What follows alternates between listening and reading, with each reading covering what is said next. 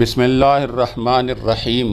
Corona ایک غضب ہے اور یہ مظلوموں کی شکایتوں اور فریادوں کا نتیجہ ہے، جو ساری انسانیت خصوصاً مسلم امہ سے ایک سوال ہے کہ کورونا وائرس کی شکل میں ہم پر وحدہ لا شریک نے کیوں اپنے اور اپنے محبوب صلی اللہ علیہ وسلم کے گھر کے دروازے بند کیے ہیں اور ہمیں محصور کیا، اور دنیاوی بادشاہ بے بس کیوں؟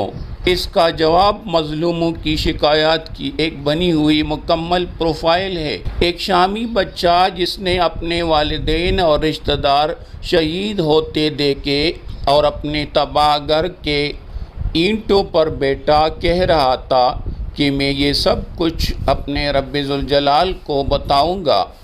وہ فلسطینی بچی جو بھوک سے نڈال ہو رہی تھی، وہ کہہ رہی تھی کہ میرے رب مجھے موت لے آئے تاکہ میں جنت میں کھانا کھا سکوں۔ ایک عراقی بچی جو بھاگتی ہوئی صحافی کو کہہ رہی تھی کہ انکل میری ویڈیو نہ بنائے، میں بے حجاب ہوں۔ سمندر میں ڈوبتے ہوئے سیرین بچے پر سمندر نے ترس کھا کر ترکی کے ساحل پر پھینک دیا۔ ہماری مسلم بہن ڈاکٹر عافیہ صدیقی نے امریکن جیل میں بہت کچھ برداشت کیا اور اب بھی ظلم برداشت کر رہی ہے۔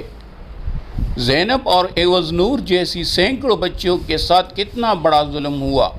کشمیریوں کو 630 دنوں سے زیادہ اذیت میں رکھا گیا ہے۔ کیا ان کی شکایات کوئی نہیں سنے گا؟ ہمارے پیغمبر مہربان صلی اللہ علیہ وسلم کی گستاخانہ خاکے کوئی نہیں دیکھتا ہوگا؟ ضرور سنتا ہے۔ یہ کورونا اس کا نتیجہ ہے۔ اس کا ازالہ صرف اور صرف ظلم کا خاتمہ ہے، اور مسلم امہ کو عملی طور پر متحد ہونا ہے، اور اللہ الصمد کی تابعداری ہی یہ غضب ٹال سکتی ہے۔ شکریہ والسلام۔